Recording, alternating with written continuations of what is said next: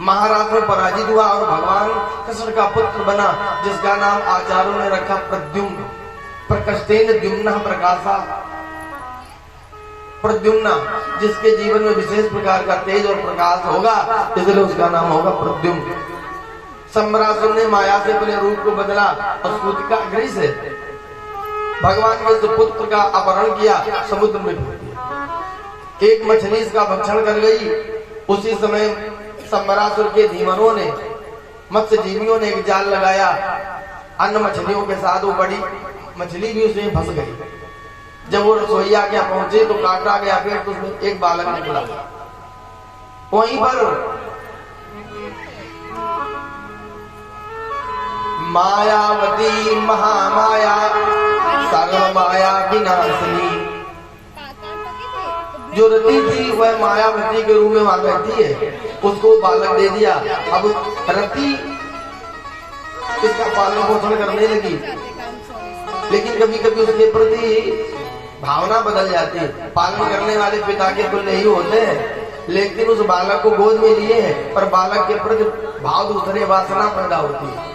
तो जब नारद जी आए तो मायावती ने, जो रति है माया के रूप में रहती है, पूछा कि महाराज ये बताओ हमारे अंदर ये भाव क्यों? तो नारद जी ने कहा, देवी जब भगवान शंकर के तीसरे नेत्र से तुम्हारे पति कामदेव जल करके भस्म हुए, तो तुमने भगवान शंकर से प्रार्थना की, तो भगवान शंकर है आशुतोष, उन्होंने वरदान दे दिया, रति रुदन मत करो, तुम्हारा पति तुम्हें जरूर प्राप्त होगा। लेकिन तब तक के लिए अब ते रति तव नाथ कर हो ये नाम अनंग, अब बिनु पपु व्यापी सकल और सुन निज मिलन प्रसंग। बिना शरीर के इस सब में काम पैदा होगा। बिनु पपु व्यापी, शरीर जरूर काम का नष्ट हुआ है, लेकिन उस संसार के जितने भी प्राणी होंगे उनमें काम पैदा हो जाएगा। बिनु बपु व्यापी सकल उर, ले आओ इधर ले आओ, यहीं बैठ के सुनेंगे कन्हैया जी। बिनु बपु व्यापी सकल उर सुन निज मिलन प्रसंग। अब मिलेंगे कैसे तुम्हें तुम्हारे पतिदेव? तो सुनो कि जब जदुवंश कृष्ण अवतारा, जब अवतारा,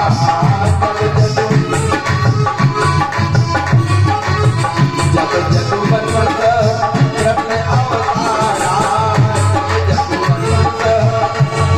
कृष्ण अवतारा, होई हरण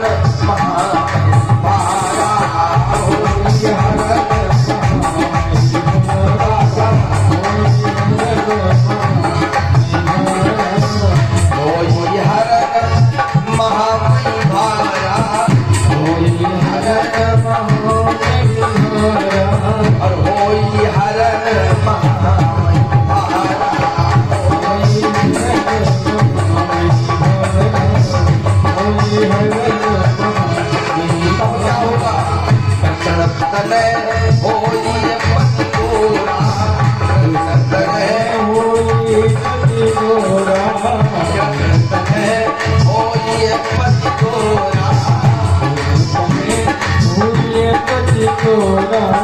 वचन अन्यथा हो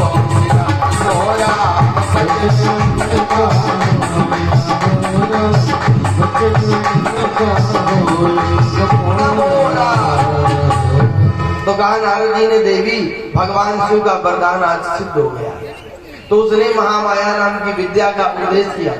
धीरे धीरे प्रद्युम्न जी बड़े हुए तो सम्रासुर की विद्या को नष्ट किया, उसे मारा और अपनी नौ विवाहिता को लेकर के द्वारिका में आए। तो वहां पर द्वारिका में भगवान के मुख्य द्वार पर अपने घर जाने लगे, रुक्मिणी सदन में जाने लगे। रुक्मिणी ने भगवान प्रद्युम्न को देखा जब, तो उनमें भगवान कृष्ण की झांकी झलक रही थी। देखो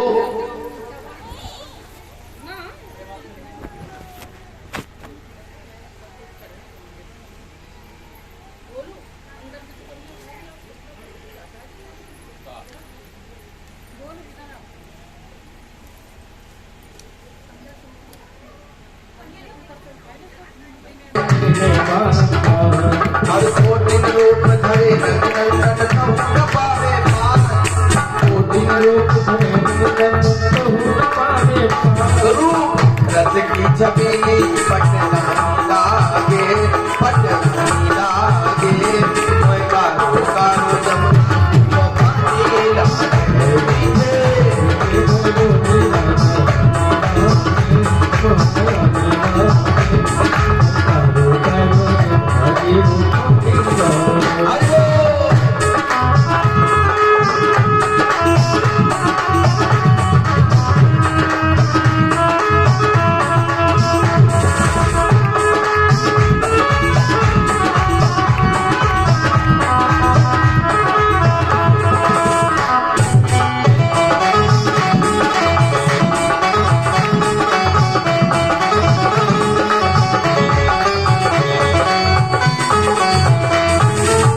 नाजी तो कारी कारी राधा गोरी गोरी, नाजी तो कारी कारी राधा गोरी गोरी, नाजी तो कारी कारी राधा गोरी गोरी, नाजी तो कारी कारी राधा गोरी गोरी। वृंदावन में धूम मचावे बरसाने की छोरी, वृंदावन में धूम मचावे बरसाने की छोरी।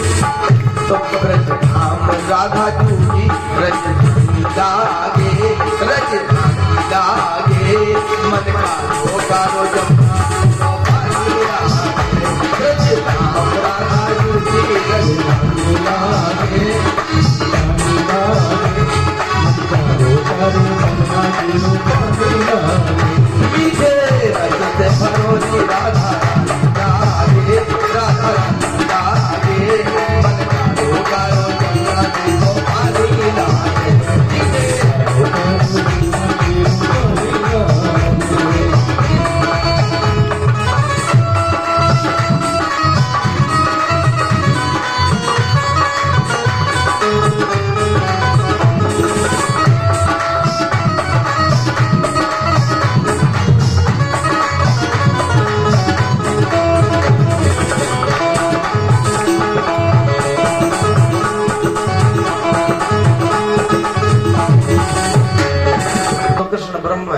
और उसकी अष्टधा ये प्रकृति है।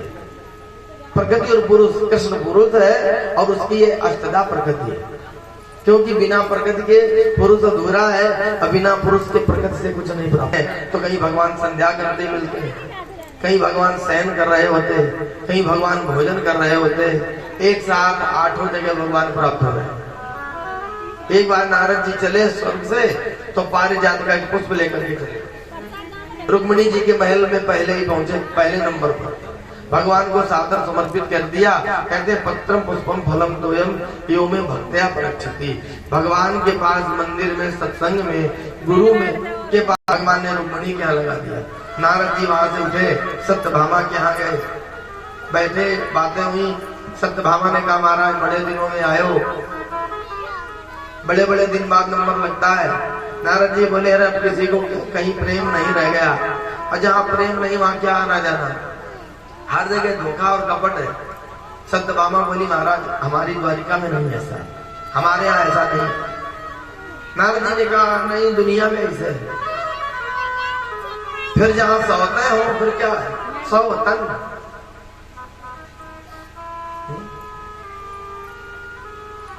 सौत और मौत ना हो तो फिर क्या मतलब। सत्यभामा बोली मतलब, बोले आप इतनी भोली वाली हो, क्या बतावे कहोगे कि हमें भड़का रहे हैं।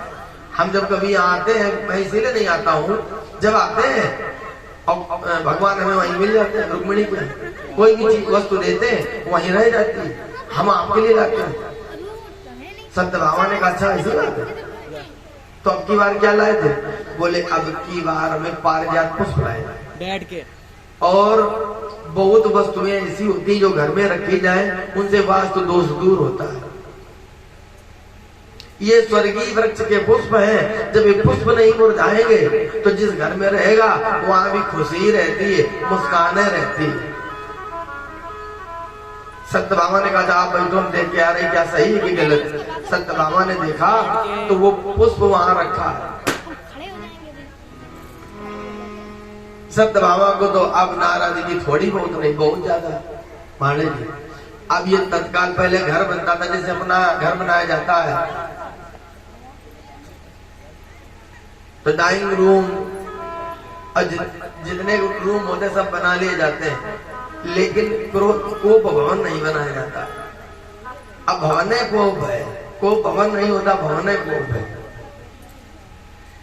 अगर उस समय कोई नाराज होता था राज परिवार में तो उसे नाराजगी व्यक्त करने की जरूरत नहीं, वेद बदले, फटे पुराने कपड़े पहने, वो भवन में चला जाए। कल सुना होगा रात बेला में कैकेयी ने कैसा नाटक बढ़िया बनाया।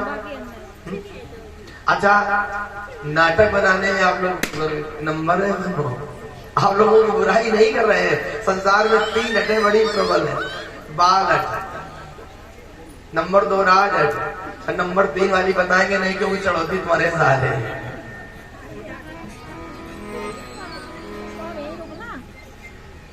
सत्यभामा को भवन में चली गई। नारद जी वहां से उठे, बोले बस चलो चलते हैं, भगवान को प्रणाम किया, जा रहा हूँ महाराज। बोले और सब ठीक? बोले ठीक है। और आपको माता जी याद करेगा, कौन वाली? सत्यभामा। भगवान बोले नारद जी सूचना लेके आए तो ये खतरे से खाली नहीं है। हाँ, भगवान गए तो सत्यभामा को भवन में। भगवान ने कहा ये क्या बात है, ये वाले पाड़े जी, छोटे पाड़े, ये वाले गुब्बारा हटाओ आके थोड़े। क्या तुम्हारा भी श्याम जी नाम क्या नाम? सार्थक। वाह, ये वाले गुब्बारा, ये वाले।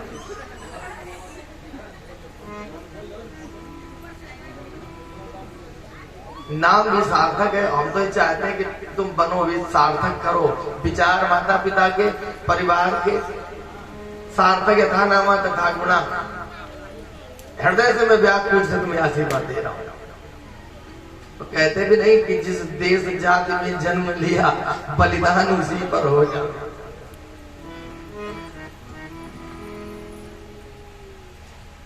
भगवान पहुंचे मनाने के लिए। अच्छा, पत्नी नाराज हो, मनाने में टेढ़ी खीर है। पहले तो सीधे मुंह बातें नहीं होती, अरे तुम जाओ बना काम करो, हमारे चक्कर में ना पड़ो। प्रवचन इस जगह से शुरू होता है। और अगर मुंह खुल गया तो फिर समझ लेना फिर कहेगा। इससे अच्छा है कि तुम्हारी इज्जत बनी इतने में, और अपना काम करो, हमारे चक्कर में ना पड़ो। भगवान बोले अरे हमने चक्कर में पड़े तो कौन पड़ेगा?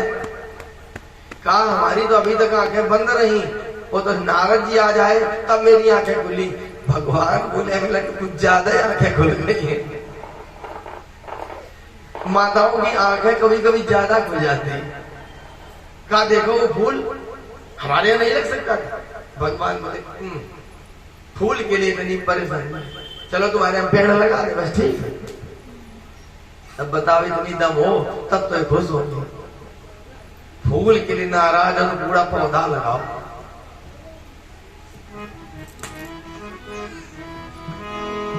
भगवान बोले चलो तैयार हो जल्दी से। वक्त्रम न देवी तिलकम मलिनम बिहर्षम। आपके चेहरे में तिलक नहीं, श्रृंगार नहीं, आप अच्छी नहीं लग रही, चलो जल्दी तैयार हो। अब तुम्हारे यहाँ पेड़ लगा देते हैं।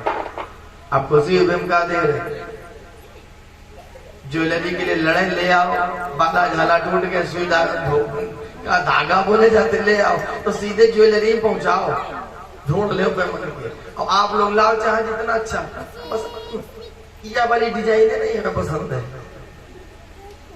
तुम्हारा तो पैसा बर्बाद और इन्हें पसंद नहीं आएगा, तो सीधे वही ले जाओ। भगवान गए स्वर्ग, कल वृक्ष और सुधर्मा नाम के सवाल आए, द्वारिका में लगा दिया। इधर प्रागज्योतिषपुर उड़ीसा का राजा भौमा था, जिसने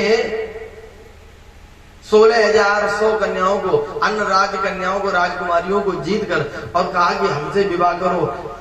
क्या क्यों करे विवाह? कहा मैं ईश्वर, मैं स्वयं ब्रह्म, मैं वासुदेव हूं।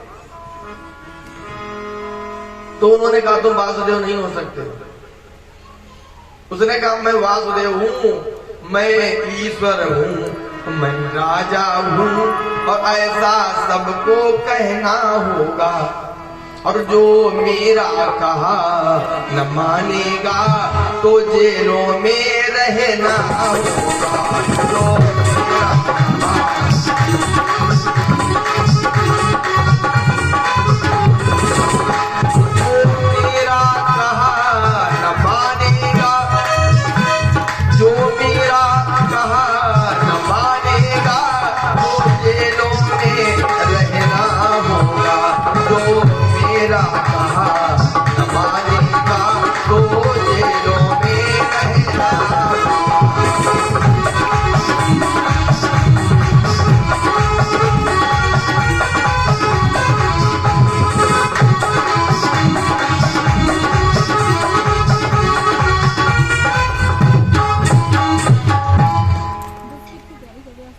कन्याओं ने इसे पति के रूप में स्वीकार नहीं किया, तो 16,100 कन्याएं इसने कारागार में बंद की है।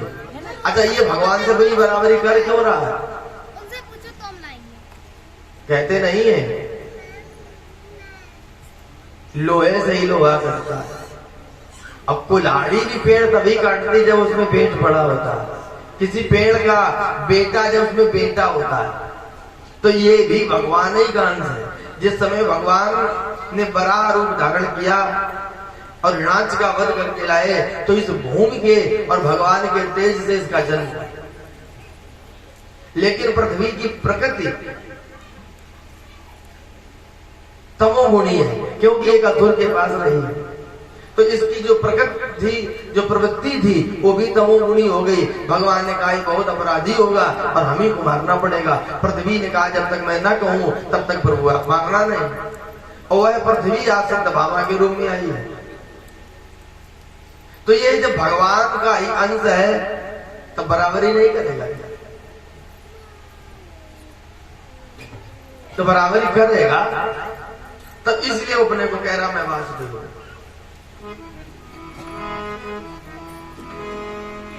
बोले गोविंद भगवान की। भगवान सत्यभामा को लेकर उधर ही चले। और जैसे इसके राज्य में प्राग्ज्योतिषपुर में पहुंचे तो इसके बहुत सशक्त सेनापति मुर नाम के दैत्य ने भगवान को घेर लिया। घमासान युद्ध हुआ, भगवान ने सुदर्शन चक्र से मुर नाम के दैत्य का उद्धार कर दिया। अब इसके दुर्ग को तोड़ा। सबसे अधिक उस समय वैज्ञानिक आविष्कार से क्या था? इसके जो बड़ा सुरक्षित किले में था, उसके किले को ध्वस्त किया। भौमासुर से युद्ध हो रहा है, बड़ा घमासान युद्ध। आकाश मार्ग में देवता की दैत्य है। सत्यभामा ने कहा प्रभु ये देवता भयभीत हो रहे हैं इसके पराक्रम को देखकर, इसको मारिएगा। भगवान ने उसी समय उठाया सुदर्शन और चला दिया। देखो 3 प्रकार के लोग होते हैं, अपव्ययी, मितव्ययी,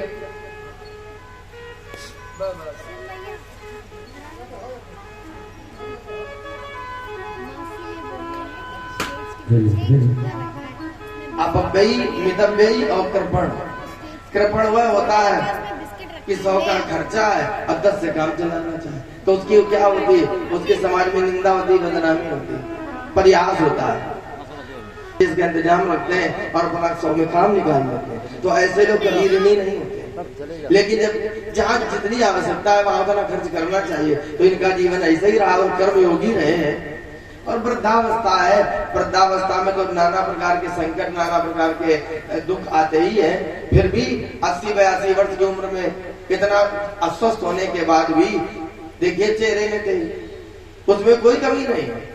तो ये इनके जीवन शैली को दर्शा रहा कि जीवन बहुत पवित्र रहा। बोले बांके बिहारी लाल की। तो 16,100 कन्याओं ने कहा प्रभु हम कैसे जाए?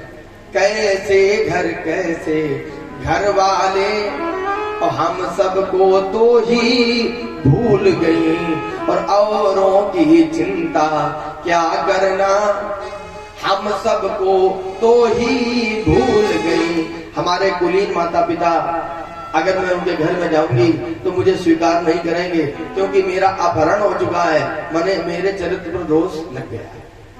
और कोई कुलीन पुरुष मुझे पत्नी का दर्जा नहीं देगा, कोई कुलीन पुरुष मुझे पत्नी नहीं बनाएगा।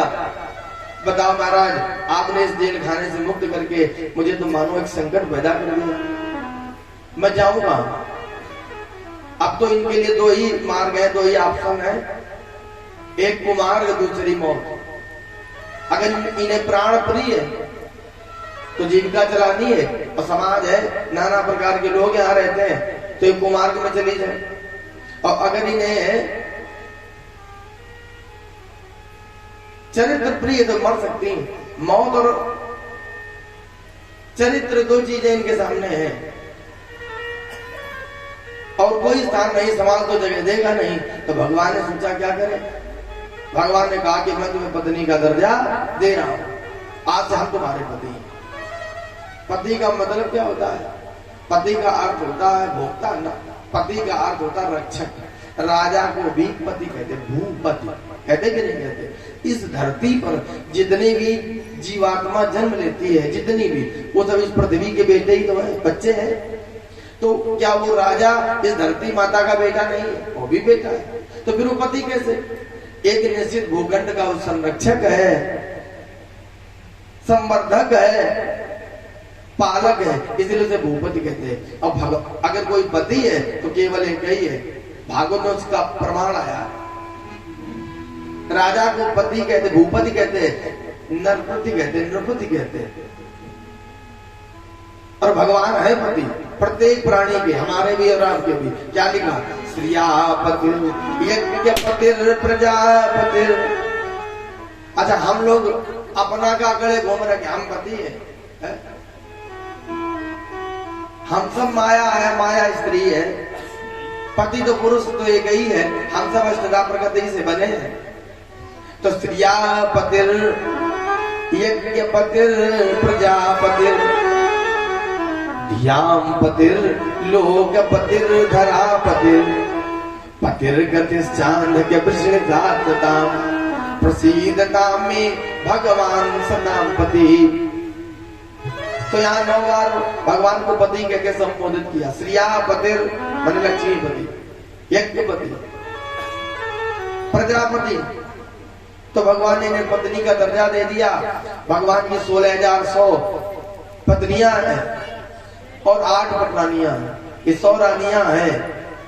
भगवान ने वही व्यवस्था इनको भी दी जो पटरानियों को दी।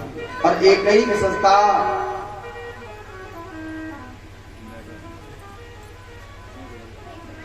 कृष्णस्य पुत्रान 10 दशावला अजी जन नौनमान विदु सर्वात्म संपदा। एक पटरानी से 10 पुत्र उत्पन्न हुए, क्योंकि भगवान ने तो इनको सम्मान दिया है, इनको संरक्षण दिया है। देखो, कृष्ण चरित्र समझने के लिए बहुत विवेक और धैर्य की जरूरत है। हमारे भागवत में तो नहीं लिखा है कि 16,100 के 10 पुत्र, लिखा एक ही का संस्था कृष्णस्य पुत्रान 10 दशावला अजी जन्मोन्मान पितु सर्वात्म संपदा। एक पटरानी से 10 पुत्र उत्पन्न हुए और उनके नाम लिखे हैं। 16,100 का तो कहीं वर्णन हमें भागवत में नहीं मिल रहा है। तो इसका मतलब है ये पवित्रता ही है। और कल्पना करो, ये भगवान है। कर्तुम अकर्तुम अन्यथा कर्तुम समर्था सा ईश्वरा। जहां तक हमारी मति और गति नहीं है, भगवान के लिए सब संभव है। भगवान ही वही जो आप सोच नहीं सकते हो, वह संपन्न कर देता है, क्योंकि वो सर्वत्र है। अनेकानेक रूप है, अनेक अनेक रूपों में है वो। भगवान के पुत्र प्रद्युम्न है, उनका दूसरा विवाह रुक्मी की बेटी से हुआ। और प्रद्युम्न जी के पुत्र हुए महाराज अनिरुद्ध जी। अनिरुद्ध जी का विवाह हुआ एक रोचना से, जो रुक्मी की पौत्री थी। संबंध इसने बना लिया कि सामंत पहले तो झगड़ा किया, जब भगवान ने इसे अपमानित किया तो फिर सोचा भगवान ने कि कोई बात नहीं, सारी सगाई एक तरफ जोड़ूंगा, भाई एक तरफ। अगर पत्नी का भाई किसी बात के लिए लड़ जाए, झगड़ जाए घर में, तो सीधे जीजा के पास पहुंचता है। अब जीजा की जिम्मेदारी, लड़ रहा है, चलो इसका इंतजाम करो, अब होगा तो देखा जाएगा बाद में, पैसा मिलेगा तो ठीक, नहीं तो साल है तो है। कहते तरुणी प्रभुता के श्याल को बुद्धिदायका। कलयुग में तरुणी प्रभुता के मलकियत पत्नी की चले। वो ये नहीं चाहती कि तुम ससुराल में, मायके में, हमारे ससुराल में खर्च करो। वो चाहती है भाई एक मायके में खर्च करो, बड़ा नाम होगा। अरे पूछो नहीं, फलानी मिट्टी के दूल्हा बहुत सीधे, देखो ऐसे 10,000 पानी ऐसे बहाए गए। अगर तुमने अपने घर में खर्च कर दिया तो बीमार पड़ी, कर डारो बर्बाद। कुछ राखियो ना, फिर पता चलेगा तब बताऊंगी। बड़ा अच्छा ज्ञान है आप लोगों का, उसकी तो फिर हम कितनी प्रशंसा करें। और कभी कभी तो फिर जेबें खाली करके रखते, पैसे नहीं जाओ खर्च का करिए, मांगो जाके। अच्छा ऐसा होता कि नहीं, कभी झगड़ा इसी बात का होता, घर में कोई काम का जो फंक्शन हो, अब पता चला कि पति देव निकाल आए 2 लाख, अब पत्नी को नंबर लग गया तो पूरे साहब, अब कहा झगड़ा शुरू। घर वाले बोले अब कहा महाभारत मचाए, बोले महाभारत तो होएगा।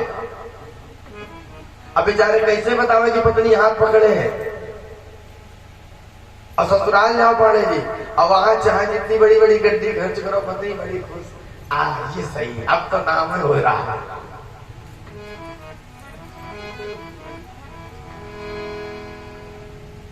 तो अब रुक्मी ने भी संबंध बना लिया, तरुणी प्रभुता के है। अच्छा सियालों को बुद्धिदायका, कोई काम काज होए, सलाह किसी से ली जाए चाहे ना ली जाए, लेकिन सारे से सलाह जरूर ली जाती है। और किसी से बात हो चाहे ना हो, लेकिन सारे साहब से हो जाए कि सारे साहब होते हैं। तो भगवान ने भी इनसे संबंध बना लिया, बेटे का भी विवाह किया और अपने बेटे के बेटे पौत्र का भी विवाह किया। अनुरुद्ध जी का दूसरा विवाह हुआ बाणासुर की बेटी उषा से, जिसमें भगवान हरि और भगवान हर का घमासान युद्ध हुआ। राजा परीक्षित कहते महाराज, हरि हर एक है दोनों, जो हरि है वही हर है, जो सत्य है वह शिव है, जो शिव है वही सुंदर है। तो हरि हर एक है दोनों, न ये कमो है न वो कमो है। हरि हर एक है दोनों, हरि हर एक है दोनों, न ये कमो है न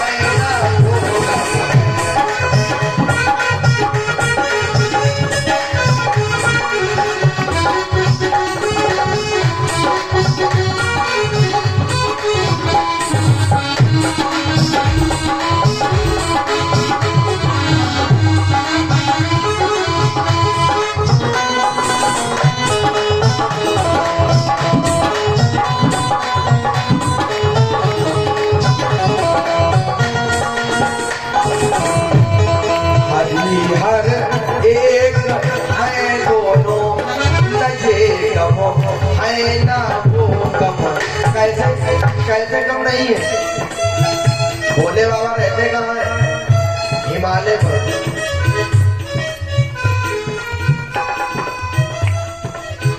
अर्थात ससुराल में, हिमवान के घर में। अब भगवान लक्ष्मीपति कहाँ रहते? सागर में, क्षीर सागर में। लक्ष्मी जी निकली कहाँ से? समुद्र मंथन से। तो कहते हैं ससुराल सुख की साथ। ये रहते हैं हिमालय में, वो रहते क्षीर सागर में।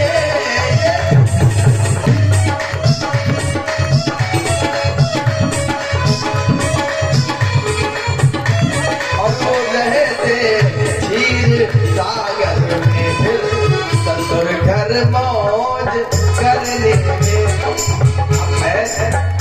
ससुराल का आनंद तो सासा ससुर का है, सास ससुर नहीं फिर व्यवहार है। भाई साला तो बराबर का रिश्ता है ना, वो फिर व्यवहार है। लेकिन ससुराल का सही आनंद, सास बढ़िया 500 का नोट 2000 का नोट ऐसे दबावे, अब क्या कहते ये खून कहा दे जाते, इसलिए कि तुम्हें खून दे रहे हैं, दिया का ध्यान बढ़िया रखे। ये रहते हैं हिमालय पर, वो रहते क्षीर सागर में। आगे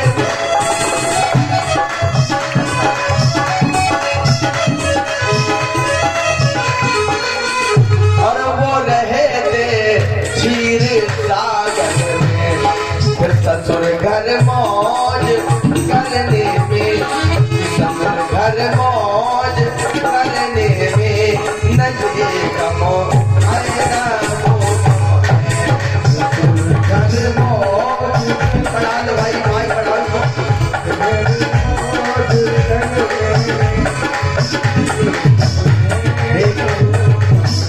और ससुर घर मौज करने में,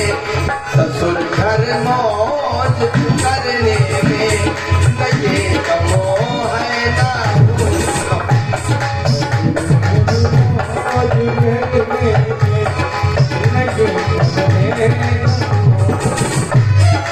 एक बात, इनके भाल पे चंदा, इनके सिर पर चंदा और उनके नाम में चंदा। ये चंद्रमौली है और वो रामचंद्र है। तो फिर भला भक्तों का कर लेंगे, भला भक्तों का कर लेंगे, न ये कहो ऐना वो है, भला भक्तों का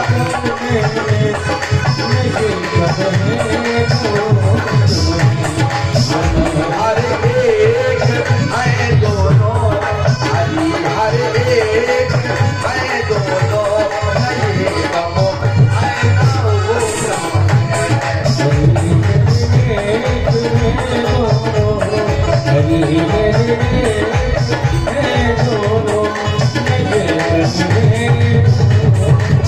और एक बात, इन्होंने शिव जी के आदेश से ही दक्ष का सर कटा, तो इन्होंने दक्ष सिर काटा और उन्होंने सिंधु को डांटा। बिना न मानव जल जड़ गए दिन दिन बीत। अब बोले राम सकोप सब भयभीन होए ना। इन्होंने सिंधु को डांटा और उन्होंने दक्ष सिर काटा, और उन्होंने दक्ष सिर काटा। फिर ससुर का मान हरने में, ससुर का मान हरने में, न ये गमो ऐना वो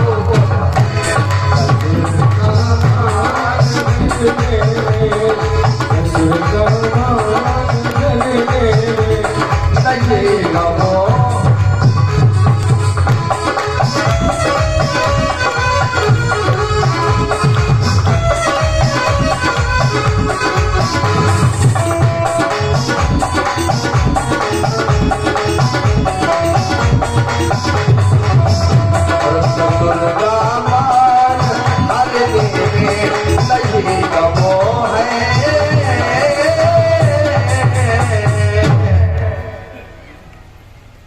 जब ये दोनों एक ही है तो दोनों शक्तियां क्यों लड़ गई? उनके लड़ने का कारण क्या था? बताया बाणासुर भगवान शिव का भक्त है। एक बार गया, उठाया डमरू और इसने जो रावण के द्वारा तांडव गाया गया, इसने भी गाया। भगवान भोलेनाथ तांडव से बहुत प्रसन्न होते हैं।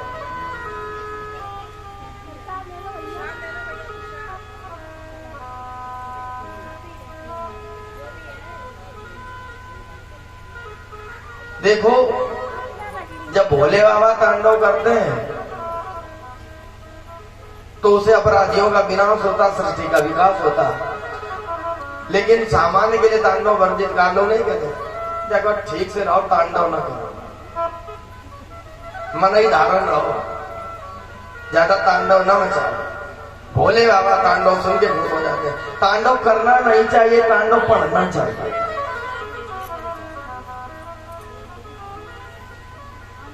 महाभारत करना नहीं चाहिए, महाभारत समझ लेना चाहिए। एक बार एक बिटिया का विवाह हो रहा था, तो लड़के वाले बोले भाई हम बिटिया से बात करना चाहते हैं। तो लड़की के पिता ने कहा चले आओ। तो कुछ बातें करी, 2-4 रामायण की चौपाई का पूछा, फिर कुछ महाभारत की बात पूछी। तो लड़की का पिता बोला सुनो, हिंद रामायण की चर्चा सुनो, प्रश्न पूछो। अब महाभारत को ससुराल में करीब करिए, क्योंकि बिटिया मायके में सीता रामायण की चर्चा रामायण करती है, लेकिन ससुरे में रंग गलत है।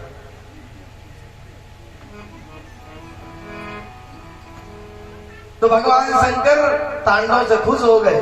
तो भाई तांडव करो नहीं, तांडव पढ़ लो, ठीक है चलेगा। वरदान मांग लो। किसने कहा मुझे 1000 भुजाएं दे दो। भले मांगेंगे और क्या मांगेंगे, दे दिया भुजाएं, ले जाओ। अब 1000 भुजाएं दोनों तरफ 56 ऐसे रखे, कोई लड़ने वाला न मिले तो ये फिर गया भोले बाबा के पास। कुछ दिन बाद इसने कैलाश पर्वत उठा लिया। पार्वती भगवान शिव गौरी शंकर हिलने लगे। पार्वती जी बोली महाराज ये हो क्या रहा? भोले बाबा बोले रुको अभी देखो क्या होता है। इसने रख दिया अपनी भुजाओं से तौल करके कैलाश पर्वत और भोले बाबा को प्रणाम किया। अब इसके अंदर एक अहंकार है। कैलाश को भोले बाबा कैलाशपति को हमने उठा लिया, इसका मतलब है अब हम योद्धा नंबर 1। नहीं, नंबर 1 की कई चीजें होती हैं।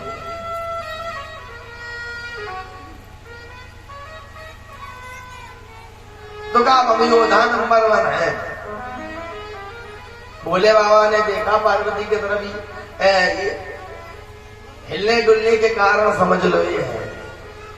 अब ये जब पहुंचा प्रणाम किया, दंडवत, भोले बाबा ने आशीर्वाद दिया और ठीक है बोले और तो सब ठीक है, लेकिन का वो लेकिन क्या है? 2 सहस्रम त्वया दत्तम परम भाराय मे भवत त्रिलोक्याम पतियोद्धारम न लभे तत्र ते सम।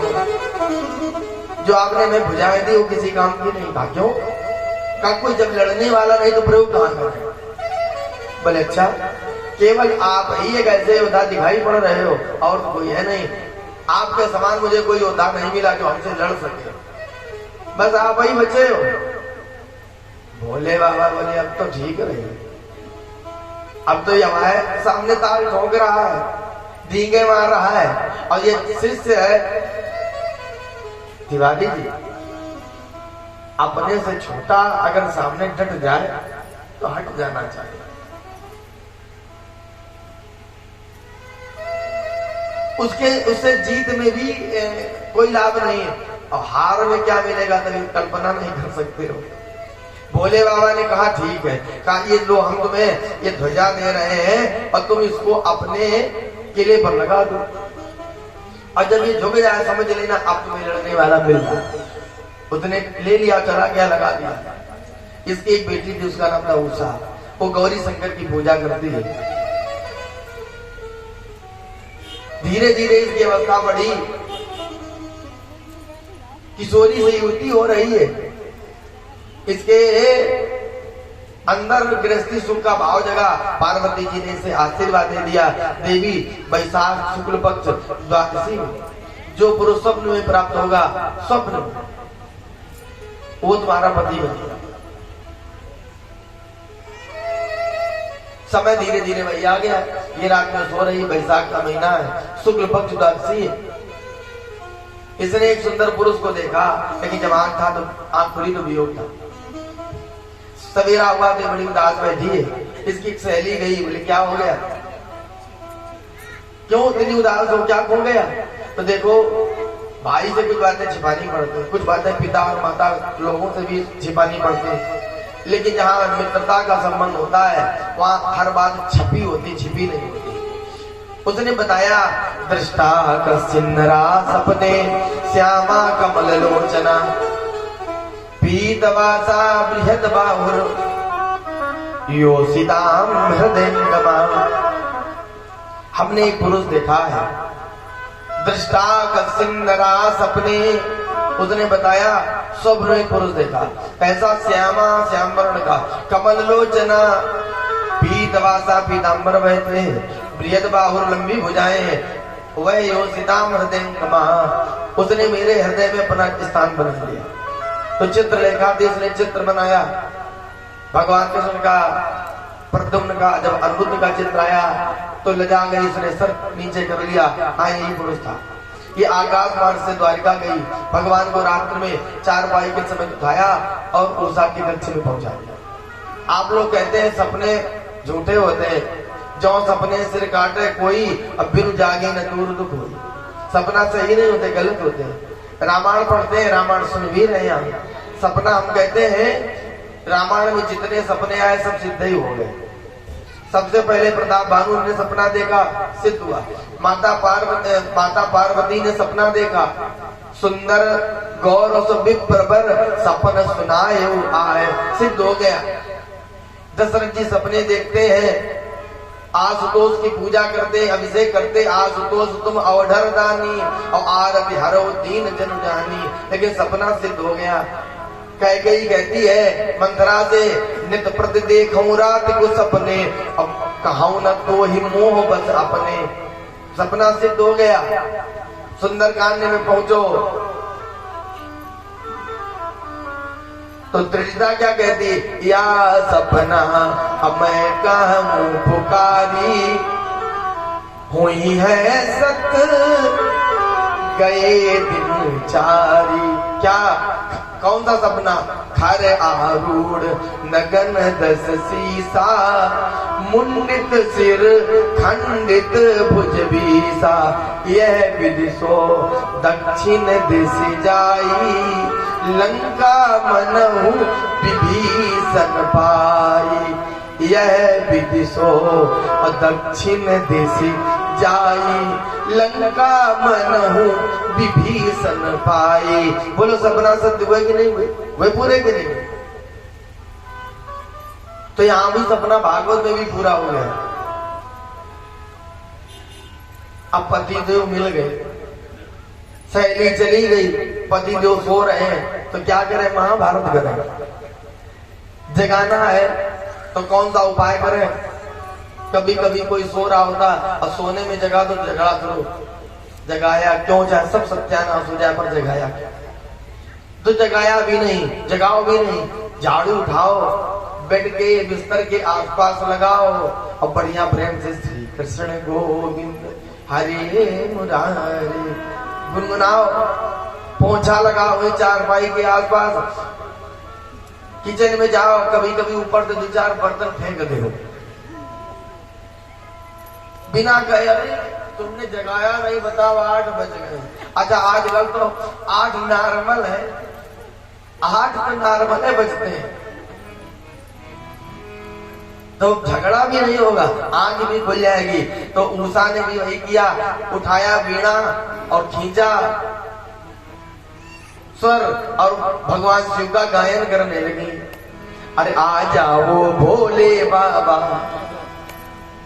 बोलिएगा आप लोग भी, आएंगे भोले बाबा कि आ जाओ भोले बाबा मेरे मकान में, तेरा डम डम कि तेरा डम डम डमरू बाजे रे सारे जहान में।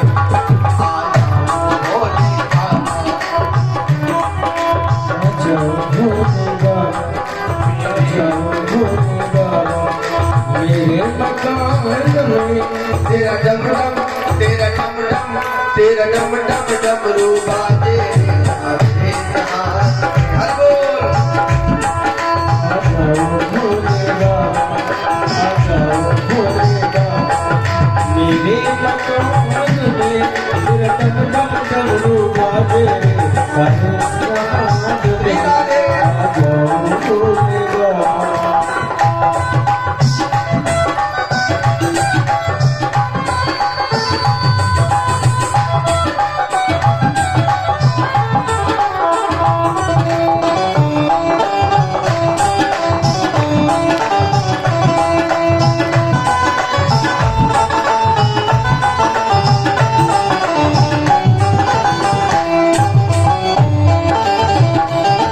डमरू की सुनी आवाज को,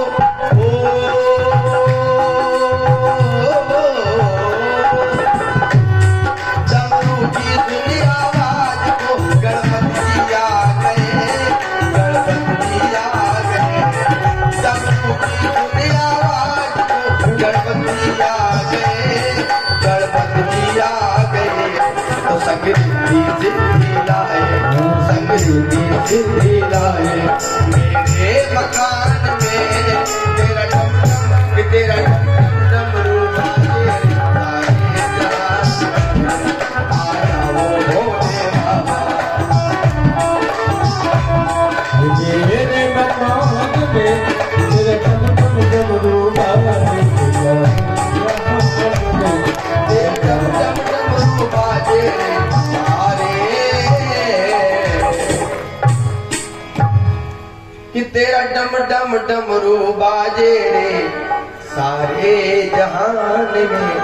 आंख खुली उठ के बैठे, सोचे अरे ये सब बदला बदला नजरिया क्या है यहाँ भाई, ये अपना घर ही नहीं। सामने भजन बंद, उषा सर झुका के खड़ी हुई, प्रणाम किया पति देवताओं को, कहा महाराज चिंता न करो, ये सब अपना पुरुषार्थ अपनी खोज है, मैंने आपको वहां से यहां तक प्राप्त कर लिया। अच्छा अच्छा, मैंने स्वप्न में देखा, मैंने आपको पति बना लिया और आपको यहां तक बुला लिया। अब धीरे धीरे रहने लगे। अब ये चर्चा फैली, बाणासुर को भी सूचना मिली कि बेटी के कक्ष में कोई पुरुष रहता, तो कहा इतनी गोपनीय स्थान में वो पुरुष पहुंचा कैसे। तो दो सिपाही भेजे, कहा जाओ उसको पकड़ के लाओ। अब भगवान का पौत्र है, कोई साधारण है, सिपाही कैसे पकड़ सकते थे। सेना गई लेकिन युद्ध में पराजित हुई, स्वयं बाणासुर गया और बंदी बना के ले आया। और इधर बरसात का महीना आ गया, चातुर्मास प्रारंभ हो गया, तो नारद जी संत महात्माओं का आना जाना बंद, 4 महीने के लिए जेल में बंद। आए थे शादी करने, हो गया जेल का खेल। जब चातुर्मास समाप्त हुआ, नारद जी द्वारिका गए, भगवान से पूछा और सब ठीक है। बोले आपकी बड़ी चर्चा हो रही, बड़ी बदनामी हो रही। कहा कैसी बदनामी। कहा आपका एक पौत्र कारागार में जेल में बंद है। कौन सा, तो खोज की गई, अनुरुद्ध जी तो 4 महीने से नहीं। भगवान ने कहा रे, तो भगवान सेना लेकर द्वारिका से चले और इधर जब सोनितपुर आ गए तो भगवान शंकर भी बाणासुर की तरफ से युद्ध करने खड़े हो गए, क्योंकि बाणासुर की रक्षा का संकल्प है शिव जी का। घमासान युद्ध हो रहा है, भगवान ने इसे मारने का संकल्प लिया।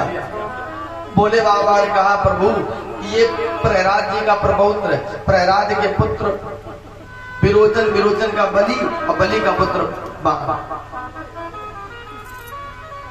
अब प्रहलाद से आपने कहा था कि आपके वंश में जिनका जन्म होगा, मैंने आपको पिता को मारा है ना, आपको कष्ट है, तो मैं आपके वंश में जन्म लेने वालों को मृत्यु दंड नहीं दूंगा, दंडित तो कर सकता हूँ। भोले बाबा ने कहा महाराज अगर आप मार देंगे तो आपकी प्रतिज्ञा नष्ट हो जाएगी, और आप मार देंगे तो आपकी तो होगी, हमारी भी होगी, क्योंकि हमने इसे बचाने का संकल्प लिया। आप इसे दंडित कर दो लेकिन मृत्यु दंड मत दो, तो हमारी भी प्रतिज्ञा रह जाएगी और आपकी भी रह जाएगी। उसी समय कन्हैया ने भोलेनाथ और भोलेनाथ के गणों पर जन्मार्थ चला दिया, जम्हाई बाण चला दिया। जम्हाई ले करके गिरने लगे भूतगण। द्वारिकाधीश ने धनुष का निशाना घुमा दिया और बाणासुर की भुजाओं को काटना शुरू कर दिया।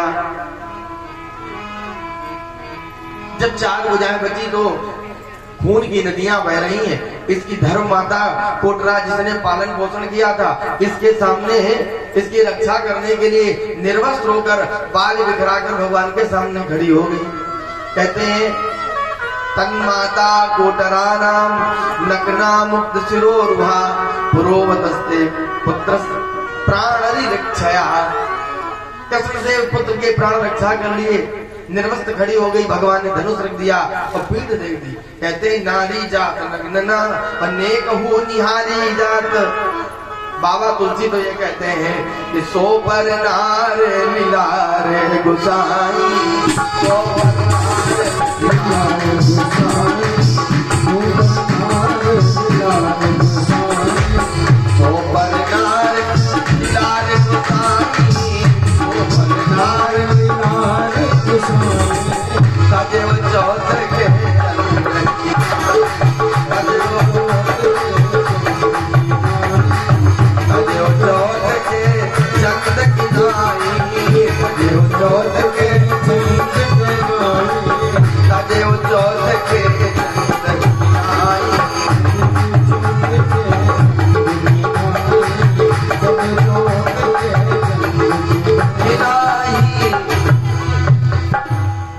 की रक्षा हो गई। वो अंदर गया, अपनी बेटी को लिया, भगवान के पौत्र को दामाद बना लिया। भय भी हो ना प्रिय। जब पराजय स्वीकार कर ली तो उसे दामाद मान लिया, दहेज बहुत दिया, भगवान से क्षमा मांगी। दाज दीन न जाई बखाना, अन्न कनक भाजन भरी नाना। बहुत दहेज दिया है। आज बेटी के विवाह में भगवान विजय प्राप्त करके यहाँ से चले और द्वारिका में अपने सुपौत्र वधू को लेकर पहुंचे। भगवान सबको मुक्त कर रहे हैं। द्वारिका में खेल का मैदान है, वहां पर एक छोटी सी बावड़ी है। उस बावली में कुछ दिन से गिरदान गिर गया है तो पानी पीने योग्य नहीं रह गया। उसे बच्चे निकालने की कोशिश करते हैं पर वो निकल नहीं रहा है। तो भगवान गए, उसको निकाला बाहर। जब निकला बाहर तो वो दिव्य हो गया। भगवान ने कहा वाह भाई वाह, अभी गिरदान थे इतने महान दिव्य बन गए हो। उसने कहा प्रभु हम बने थोड़ी हैं। अरे सरकार अगर तुम चाहो तो कतरा भी समंदर हो जाए। अगर तुम चाहो तो कतरा भी समंदर हो जाए।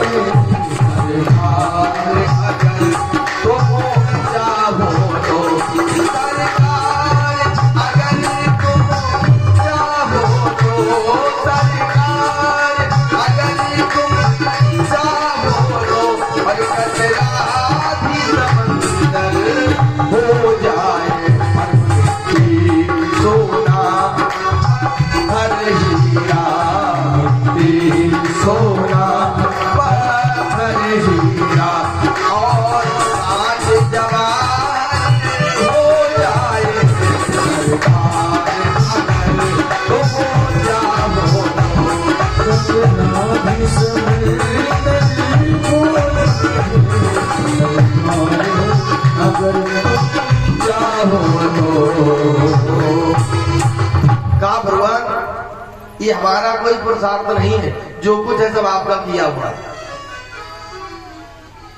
पारस परस कुदास हुआई। हम तो कुदास के रूप में पड़े थे। तो उसने कहा महाराज हमारा परिचय अब जानो, किस गलती से हम गिरदान बने। ध्यान देना, यजमान भी सुने, श्रोता भी सुने।